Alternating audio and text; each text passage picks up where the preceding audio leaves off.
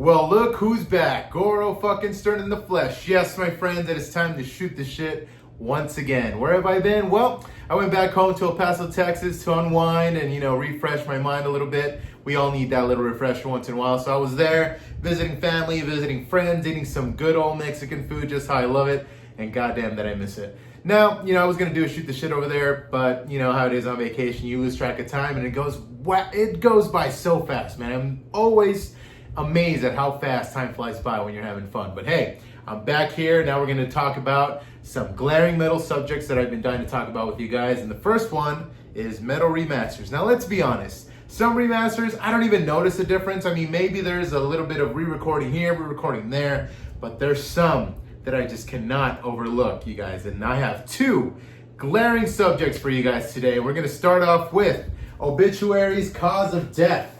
Now, I pulled out my little long box here. Haven't showed this one in a while, but yes, this is an original long box of cause of death, and I opened it because, yeah, I'm gonna fucking open this. Are you kidding? I bought this sealed on eBay years ago, but there's a song on here that I was listening to on Spotify, I want to say maybe 2 years ago. One of my favorites, Find the Arise. Now, when I listened to it, I was aghast at what I was fucking listening to. Honestly, I really was. It did not sound like the Find the Arise that I know and love, and I'm going to actually play it for you guys here, so let me do that for you guys now. Yeah, this is a metal remaster that I'm like, yeah, this is not good, you guys. And it leads me back to the old adage of, if it ain't broken, don't fix it. So why do you need to fix this song, Obituary? It's really bad. So I think I'm going to show you guys the remastered version here. Actually, no. I'll start with the original version here. Why not? Since I already have it queued up here. Let's see. Find the Arise is track 6, if I remember correctly. I'm going to blast this a little bit so you guys can hear it clearly. Okay, so that is Infected. 1, 2, 3, 4, 5, 6. Here we go.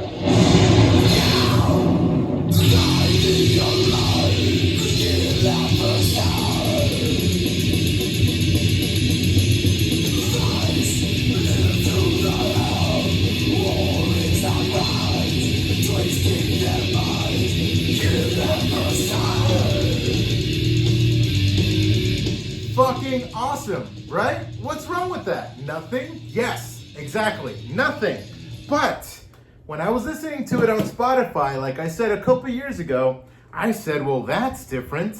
And I couldn't help but fucking cringe. Nope, not that yet. No, I'm getting ahead of myself here. All right, so let's look up on Spotify here, Obituaries Cause of Death album, and let's go to Find the Arise. Now, I'm hoping you guys heard that clearly.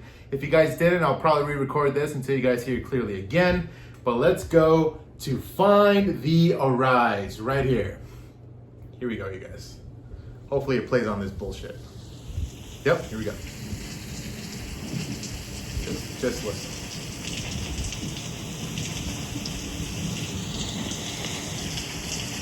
Here it comes.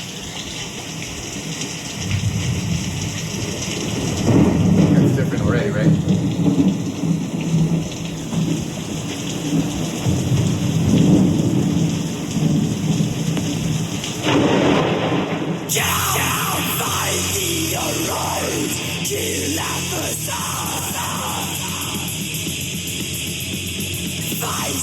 Live through the hell, war is uprise, twisting their minds, kill adversaries.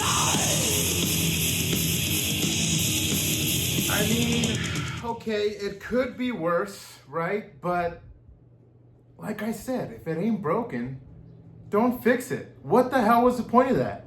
And it just sounds so empty, I mean, fucking just listen to this, man. Listen to how it used to sound. Again, let's see. Is it queued up? Oh, I probably fucked that up again. Oh, there we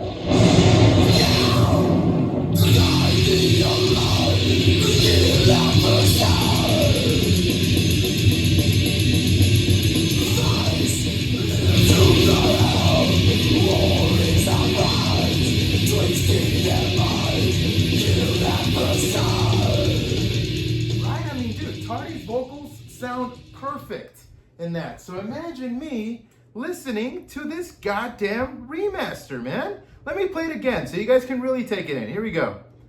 And an extended intro too? Come on, man. Get the fuck out of here. All right, here we go. Let's get to it already. Come on, hurry up.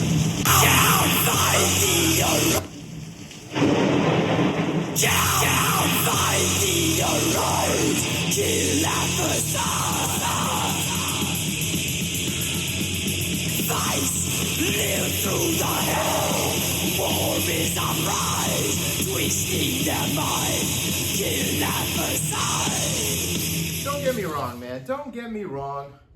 I mean, John Tardy's vocals are some of the best vocals in death metal ever. That is not really the John Tardy of Cause of Death, man, because the whole album, basically they just remastered it into maybe, I don't know if they re-recorded any guitars, any drums or anything. I can't really tell, but that was the glaring thing where I was like, why edit this man's vocals when in all, pretty much the whole album, you have the standard early John Tardy vocals, that deep growl, that deep intensity, and then you give us this for Find the Arise. Why do people do this, man? So, on to my next subject. I know you guys are probably like, yeah, I mean, that actually does sound pretty bad. Maybe some of you like it. No judgment if you do, but here we go with the next one. This is Merciful Fate's Melissa. Not the album, the song itself, Melissa. So let me cue it up here. Let's see, I think it's around 2 minutes. See if you guys can figure out what bothers me about this remaster. Okay, it's coming up, All remastered by Metal Blade. I don't know why they did this, I don't know.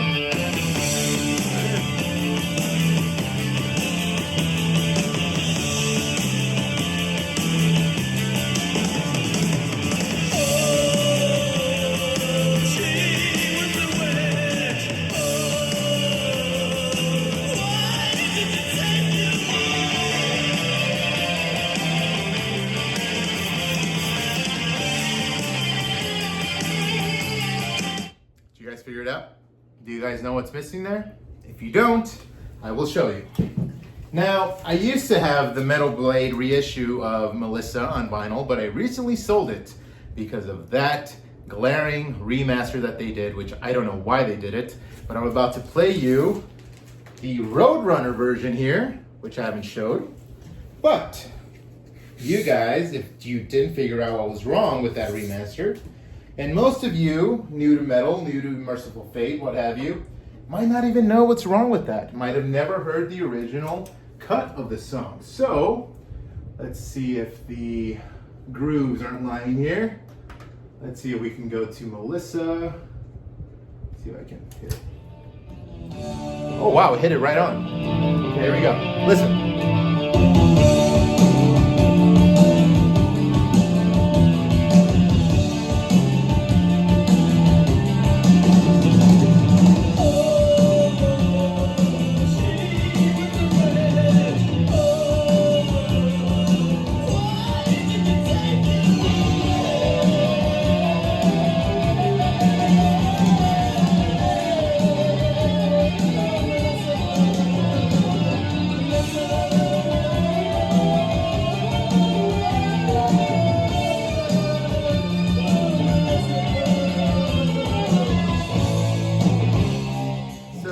Notice they completely cut King Diamond's vocal track off of the remaster. That whole little section where he vocalizes along with the solo, completely gone. Now I don't know if that was King's call, that was the label's call. Metal Blade just said, hey, that's kind of tacky, let's take it off. I don't know who made that decision. If it was King, that was a wrong decision. Whoever it was, I don't give a shit, it was wrong. You know why? Because that's my favorite part of the song. So when I heard the remasters, and I still remember when they posted it on YouTube, I had bought the record. I think I probably ordered it. No, I think I found it at a record shop, now that I remember. So I bought it, and then I heard the, no, I'm wrong.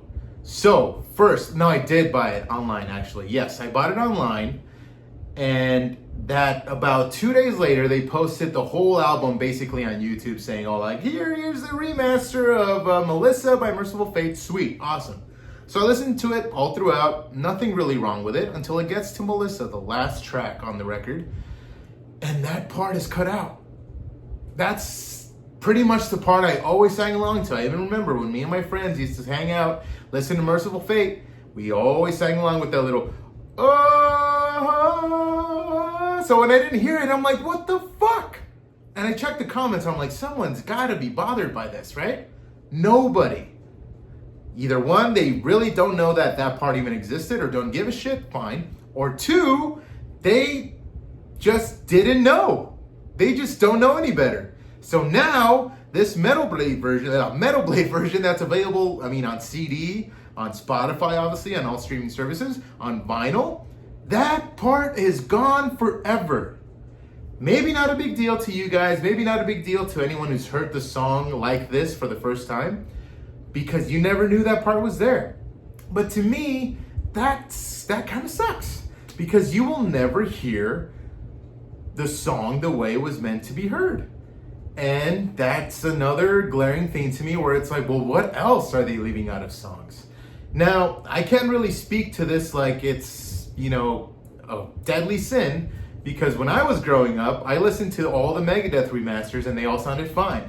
But when I listened to the original cuts, I liked them better. They sounded more raw, they sounded dirtier, grittier. So when I listen to the remasters now, albeit, yes, I still enjoy them, but it's not the same. It's completely recut. And again, with Ozzy Osbourne's Blizzard of Oz, when I first bought that CD, it was gifted to me in Christmas when I was like 14, 15. I had no idea that the drum and bass tracks were redone because of, some lawsuit bullshit that all of you probably know about. But I didn't know any better. So when I bought the actual first press and listened to it, sure, I probably prefer the remaster because it does sound better. But again, the original sounds grittier, sounds original, and just has nothing wrong with it.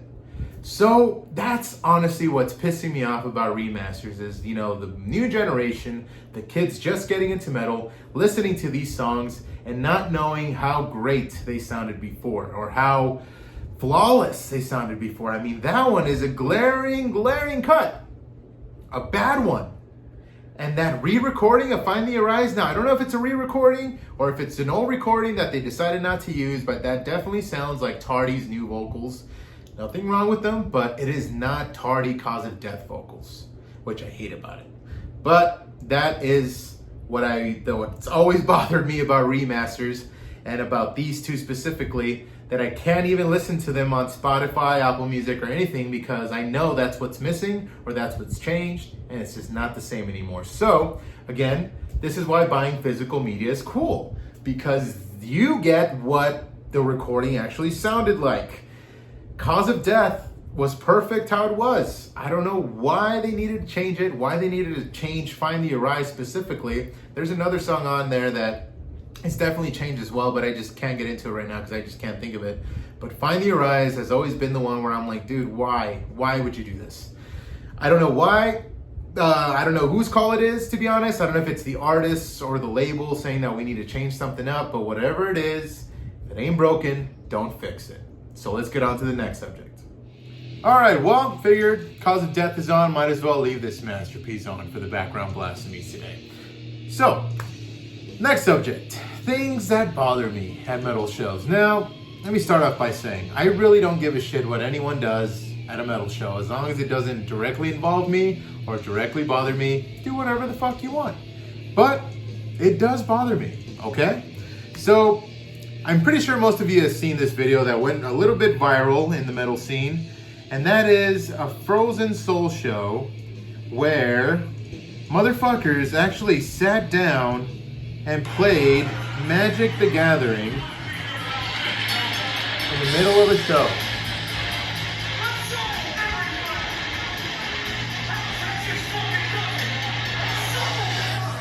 Now, I don't know why that bothered me so much. It's just kids having fun. Just kids playing Magic the Gathering at shows. But I'm like, why? That is so cringe. It's so nerdy, in a bad way too. Most metalheads are nerds, don't get me wrong. Most metalheads are geeks, doesn't bother me. But that is a different level of just cringe, man. And I don't know why it bothered me so much. These guys want to fucking play Magic the Gathering in the middle of a pit, fine. But I don't know why, deep down inside, it irked the shit out of me. I guess because I do like the fact that, or I guess the idea that metal should be just a little bit dangerous, okay? A little bit scary, a little bit violent, okay? I've always loved the violent nature of this music. Can't deny it. I always do. I always love moshing. When the mosh gets violent and crazy, people get into it. I love it. I really do. But I feel like playing Magic the Gathering in the middle of a pit suddenly makes the show about that. About the Magic the Gathering playing in the middle of a pit. It takes away from the band. It takes away from that experience and brings it over to this. And also because I feel like it's very attention seeking. I don't really like that it's taken away from the essence of a show where maybe someone does actually want to see the show and actually has to deal with this bullshit right in front of them. Again, I am a 31-year-old man. I could give a shit what you do in the pit. But if it was me, I would roll my eyes and cringe at this shit because I'm like, what is this and why is this, people? Come on, man. I mean, let's face it. These guys are probably kids. I mean, maybe they're my age, which is a little bit worse, not gonna lie. But that really, that really bothered me, honestly. And I don't know why. Another thing that bothers me is, I don't know if you guys saw the guy in the banana suit in that show. Shit bothers me, man. If there's a crowd of kids wearing a banana suit, a hot dog suit, fucking I even saw some kids in a shark suit at a show recently. Now again, I don't care what you do. But again, I feel like you take attention away from the band itself. It's funny, don't get me wrong, seeing someone in a hot dog costume moshing, that's not as bad. That's fucking hilarious. It really is. But if you see a crowd of motherfuckers doing that now, it's like, dude, are you even really here for the music? To some extent, it kind of gets annoying. It really does. Kind of roll my eyes a little bit. Some dudes are really funny in those suits. Don't get me wrong. Some dudes you can tell actually know their shit, but just want to go there and have fun. And however you have fun, that's your prerogative as a metal fan. Fine, go for it. But to some degree, it's a little stupid. Not gonna lie, it really is. So that's another thing that bothers me. Another thing that's always bothered me, and I don't know why, it really shouldn't even be something that irks me, but it really does when you're going to see a band and you wear that band's shirt to the show. I don't know why that's always bothered me. It feels like you're kind of a fanboy, one, or two, like that's the only band you know. And three, like that's your opportunity to show what else you know, man, and to start conversation. I mean, big example here. Let's say you're going to see Metallica and you wear a Metallica shirt. Like, dude, come on, man. Why do you want to be that guy, bro? I mean, let's say if it's someone way more underground, let's say Slaughter from Canada. You wear a Slaughter shirt to a Slaughter show, cool. I mean, they're super fucking underground. That doesn't bother me for some reason. But it's for someone else, like maybe Cannibal Corpse. Wearing a Cannibal Corpse shirt to a Cannibal Corpse show. Wearing a Morbid Angel shirt to a Morbid Angel show. A Watain shirt to a Watain show. And so on. Okay? I don't know why, deep down inside, it bothers me, man.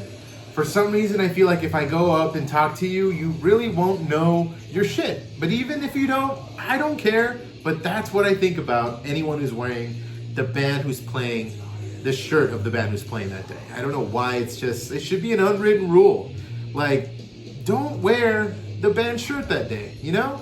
Again, I'm not here to make rules, but I feel like that's kind of a waste. I mean, maybe some of these people, maybe it's their first show. Maybe it's a band they truly love deep down inside. No judgment here. But I don't know why that's always bothered me, you guys. I'm pretty sure some of you out there can relate. Like if you go to a Megadeth show and you see a guy in a Peace Cell shirt, it's like, dude, okay. Because honestly, me as a metal fan, when I go to shows, I enjoy seeing other people's shirts. Like, I remember once, who did I go see? I went to Philly. Oh, at a Kublai Khan show in Philly. I saw a dude wearing an Impetigo shirt. And I was like, Impetigo? Bro. See? Like that dude immediately, I'm pretty sure you guys had the same reaction, like, dude, Impetigo, that's a deep fucking cut. And I couldn't go up to him because, you know, he was lost in the crowd, but I'm like, dude, that's like the first fucking time I see someone wearing an Impetigo shirt. I shit you not. And at Kublai Khan show of all fucking places, I was like, dude, this guy knows his shit. So see, that's a great opportunity to show off what the fuck you know. And to show off other cult shirts, man. And that's, you know, pretty much why you should not just wear the shirt. I feel like, again, that's a waste. I mean, come on. And again, bringing me to my next subject, Metallica shirts. Man, of all the bands you could wear, you wear a Metallica shirt. I don't know why that's also always bothered me, man. Metallica, I love them. Don't get me wrong. I love Metallica. The first 4 albums are legendary. First 5, really. And I love them to death. Don't get me wrong. But seeing someone in a Metallica shirt kind of brings me to say, you don't know much, do you? I guess, especially being in the scene for so long, I'm like, I don't even own a Metallica shirt. Not anymore. I used to own a Kill 'Em All shirt. Got lost. Don't even know. But you know what? If anyone ever wears that old Creeping Death Metallica design, that'll give respect to, man. But if it's just kind of like a standard-ass logo with some new artwork, or it's pretty much just like Ride the Lightning or Master of Puppets, I'm like, okay, cool. I mean, I have no doubt that you know your shit. But dude, really, a Metallica Ride the Lightning shirt? Come on. And I don't know why that doesn't happen with Megadeth shirts or Slayer shirts or anyone in the Big Four, but Metallica, I feel like, always gets that rap. You know, because it's your standard Metallica fan, you kind of feel that they don't really know much else other than Metallica. Now, if you wear a Metallica shirt at, let's say, maybe a Sadist show, okay, because for sure you're a thrasher. Maybe you don't really know Sadist that much. Maybe you do. But at that environment, yes. But at a big show, like, again, let's say Cannibal Corpse and Morbid Angel or whatever, that's when I'm like, Metallica shirt, really? I guess the bigger the show and the more popular band you wear, it's kind of like, okay, well, you're kind of just here just to be here, right? I don't know why, man. When I see a Metallica shirt, I'm like, dude, I don't like that. I don't know why I don't like that. I just don't. But again, not here to cast judgment on anybody, but that's just what I think, man. I'm just like, well, probably don't really know much else. Yeah, let's see what else. Also, phones. Phones at shows. No problem at all. But if you're recording the entire goddamn show on your phone, you're never going to see that again. And 2, why do you need to do that? Me, what I try to do, and honestly what I pretty much do all the time, is take 1 minute, maybe of the beginning of the set, and maybe a minute of the end of the set. If you take your phone out for every single song of whatever show you're seeing, you're there for the gram. And that always has bothered the shit out of me. Don't do that. Don't be that guy. And also, turn the goddamn brightness down. It's honestly not that bad if you take your whole phone to record the whole show. Put the brightness down. It'll be way more accepted, I guess, if you will. Turn the brightness down. It takes a second, and you don't need that fucking brightness on there. And also, I know you have to post a Snapchat and everything, but some motherfuckers honestly take a snap every single song. And I'm like, dude, people already know you're there. People are doing this to your story. They've already seen one video. They don't need to see everything, okay? So, shows, phones at shows, accepted in my book, but there's also that. That's overdoing it. Don't do that. You're there for the gram, not for the band. So yes, record the show. Go ahead. But snippets, people. And again, turn down the brightness. I mean, it's for everybody around you, really. Everyone will enjoy it, but you probably won't even notice your phone. But if it's all the way up in a really dimly lit room, that shit's gonna stand out really bad. And that is not good. So, do that, please, for fuck's sake. And also, this leads me to my next subject here. Am I becoming an old head? Like I said before, I'm about to be 32 this year in October. And I feel like I've been through some shit. Seen a bunch of shit in my time. In my day. And being in the scene for almost 18 fucking years now, I can't believe I'm saying that. Yeah, let's see, 14 plus 18, 24. Yeah, 18 fucking years. Jesus, fuck. It's wild to think about, man. And what made me realize this is now that I go to shows, more often than not, every time I see the crowd, I'm like, dude, these are kids. Like before, when I used to go to shows in my late teens, early 20s, I used to see mostly everyone around, like, pretty much they were older than me. You know, the old heads. I was like, holy shit, I mean, these guys have been around, man. They've done it all. They've seen it all. But now, I see these kids. And I'm like, man, these kids are so young. Like, that's also why I kind of don't want to be in the mosh pit all the time. Because I'm like, dude, I don't want to get fucking hit with assaulting a minor charge here, man. Like, some of these kids are young, dude. And now that's why I think twice about going in the pit, man. Because I still think I have some business left in the pit. Let's be real. I really do. I still love moshing. I still love pitting. All that stuff. Stage diving whenever the opportunity arises. Yeah, that's cool. But now, man, I look around. I'm like, dude, these are kids, man. Like, straight up kids. And I really do, see that excitement in their eyes, which is really cool to see, man. Like, it's really cool to see that as an older guy, like seeing that, that glare of like, wow, amazement when they're seeing a band, which is awesome because it reminds me of how I used to feel when I saw a band for the first time. I mean, shit, I still do that when I see a band for the first time that I've wanted to see for a long time. Yeah, I still have that little gleam of hope in my eyes, gleam of like, wow, they're right there. That's cool, but I kind of keep it inside now because I don't want to act like that. But yeah, dude, that's really cool to see. And it's just crazy to me thinking like, damn, man, you have almost been in the scene for 20 goddamn years. At what point do you become an old head? Don't get me wrong, 50-year-olds out there, 40-year-olds out there, you are the true old heads. You've seen shit that I would only wish to see. Death Live. I mean, maybe Metallica with Cliff Burton. Maybe, what else? Barnes era Cannibal Corpse. A lot of shit like that. But I've seen my share of stuff. I mean, I've seen Jeff with Slayer back in the day, with Lombardo as well, back when Tom Araya could headbang. I've seen Morbid Angel with David Vincent, playing Covenant all the way through. I mean, that was fucking insane, with Pete Sandoval. Now Morbid Angel's not Morbid Angel, man. I mean, Trey's like the only original in there. It's like, it's just a cover band at this point. That's not Morbid Angel, kids. Don't be fooled. Man, what else have I seen? I mean, I can't really think of much now. I don't know what else, man. But I mean, eventually, I'm going to be part of that crew where it's like, yeah, I was there. I saw that. I mean, of all the shows I've been to, I can't really tell what I've seen that other kids wish they have seen. I mean, it's crazy. I mean, I saw Repulsion. I mean, Repulsion doesn't really play often anymore. Repulsion doesn't play with Matt Olivo anymore. That just is not there anymore. That was pretty badass to see. Nausea, back with Oscar Garcia. Terrorizer with Oscar Garcia. Now it's Terrorizer AD. I saw him back in LA with Repulsion and Sadistic Intent in the same night for a Jesse Pintado memorial show, which was pretty awesome to see, man. Jesse Pintado, rest in peace. Fucking amazing guitar player. If you guys know him from Napalm Death, Terrorizer, legend in the game. But yeah, man, I mean, I've seen some shit and it's been badass. So I wouldn't call myself an old head yet. Definitely not. But I'm definitely not new to the scene. So I guess I'm right smack dab in the middle of everything for the first time in my life.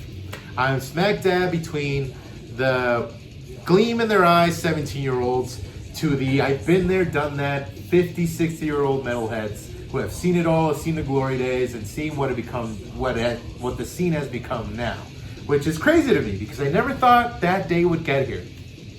And what's even crazier is that I now realize it. Like I said, seeing all these kids coming into the scene, it's awesome to see, but I'm like, dude, these guys are young. And before, I didn't even notice that. And I'm very concerned, especially when I see, like, girls in the pit, man. Like, I feel like I'm not a father, but my fatherly instincts kick in, and I'm like, dude, this girl needs to watch out.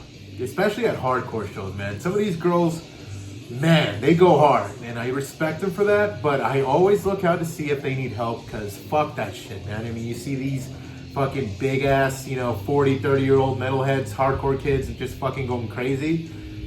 Fatherly instincts kick in, and that usually, before that never happened, I would just be like, yeah, let's just get in the pit, whatever, carefree. And now that's changed. It's crazy. Crazy how fast time flies by, my friends. But I guess that's all pretty much I have for this Shootin the Shit video. I can't think of anything else. Am I missing anything else? Oh, one other thing I wanted to mention. You know how I said before where people are taken away from shows? I really hate, especially going to hardcore shows now on the East Coast, I really hate when stage divers get on the stage and don't get off. Again, taking attention away from the band. And I love those bands who the vocalist won't take that shit and literally kicks you off the stage. Yes, that's the right move. I'm sorry. Play stupid games, win stupid prizes, man. You're up there, get off. Get up, get off. Don't stay there and fucking sing along to the crowd, grab a mic and just fucking go along. No! If you get handed the mic, then go off. But if you grab the mic from the vocalist's hand, and just stay up there and keep fucking singing, that is wrong, people. Why do that? I remember this really, really clearly when I went to go see Drain in Baltimore. Great hardcore band, Drain from California. This kid, Drain was playing an Adolescence cover. I forget what the song's called. Regardless. This kid gets up there and pretty much sings the whole last verse with Sammy, the singer. Gets another mic and just is singing right up there. Just up there. Singing all the lyrics. Granted, he knew the words. But dude, that is not your mic to sing into, okay? Now you can tell, Sammy's a very nice guy. If you guys have ever seen Drain, you can tell that Sammy is a down-to-earth, humble, nice-ass guy. Even when you talk to him, I've talked to him a few times, always a great guy, nice guy. And you could tell this really bothered him, but he was nice about it, okay? When the song ends, he leaves the kid up there until the song ends, fine. But he puts the mic back, and then he carries him, and he's acting like he's gonna throw him, but then he just lets him drift off into the crowd. But you could tell if this was any other time, he'd be like, you little shit, get the fuck out of there. Why, dude? Get on the stage, get off. It's as simple as that. One other thing that I just remembered. People who are in the front row, especially of a band you really want to see. I'm hardly ever on the front row, or I try not to be because I'm tall. I don't want to block anyone's view, but sometimes I just stand up there, okay? Straight up and simple. If there's someone shorter behind me, especially if they're girls or something, I let them through. I'm like, here. I'm really tall. I'll see the show pretty much from any fucking way, okay? But I hate people who are in the front of a band, especially of a headlining band, and aren't really into it. They're just kind of staring. They're kind of nodding their head. When the song ends, they kind of clap and then just go back to it. It's like, dude, I'm in no way telling you how to enjoy a show. If that's how you enjoy a show, literally just seeing the band right up there in the front row, and you're just there, you're just nonchalant about it, cool. But I feel like as a band, you kind of want to see the energy given back to you, right? So I feel like if I was in a band and I saw that, I would kind of feel shitty because you're not really into it. Like, sing along to something, for fuck's sake. Headbang, do anything, fist bang, pause. Do something with your hands, just look happy to be there, for fuck's sake. Whenever I see that, I'm like, dude, what a waste. And I see people going crazy, you know, like the back of them, and they just don't go crazy at all. That has always irked the shit out of me. Like, if you're at the front, you have a duty, man, to go fucking crazy, to show that you know your shit to the band, and give them the energy they're giving back to you. Now, if it's a dull band, I've seen a few, okay, that's fine. It's a dull band, it's a dull performance. You give what you're getting. You know, you're getting what you're giving back, okay? That's fine. But if it's fucking Deicide, fucking Cannibal Corpse, fucking shit, Testament, anyone, legends in the game, and you're in the front row just looking like a fucking statue, that is so bothersome to me, man. I don't know why that's always hurt the shit out of me. I'm pretty sure it's hurt the shit out of you, some of you out there as well. But I don't know if I'm alone in this. Maybe, like I said, usually people who are in the back, who are just enjoying the show, those are the guys that bands know, okay, this guy's gonna buy something because he's really into it right now. But I feel like if you're in the front, you kind of have a little bit of an unwritten duty to give the energy back to the band, to give your all, because you're in the fucking front, dude. You're representing, you're there. And pretty much it's been a while since I've seen that happen, granted, But it happens a little too often where I feel the need to talk about it. And I just don't like that. If you're in the front, give it your all. Show why you're there, motherfuckers. But anyways, you guys, that's it for Shooting the Shit. I hope you guys enjoyed this one. I hope you guys really listen to your remasters and really look out for them and say, nope, I'm going to listen to the originals and see if I like them, because remasters, again, some of them, you don't even really notice what's wrong with them, but those glaring differences really do ruin the song. And if you guys agree, please let me know down in the comments. Excuse me, I was just drinking a Coke Zero. Please let me, please comment down there, you guys. I really love when you guys comment and interact with me. Leave a like, subscribe if you need to, whatever the fuck. But most importantly, comment down there, because I love seeing messages pop up and just keeping the conversation going. If you guys disagree with me, agree with me, tell me to fuck off, tell me, yes, I agree, Goro Stern, you're right. I think this, and that. Just do it, you guys, because I love doing these fucking videos. Once again, the subscriber count is rising once again, which I love to see as well. So, spread the word, share the video, leave a like, do all that good stuff, and I will see you guys next time. Thank you.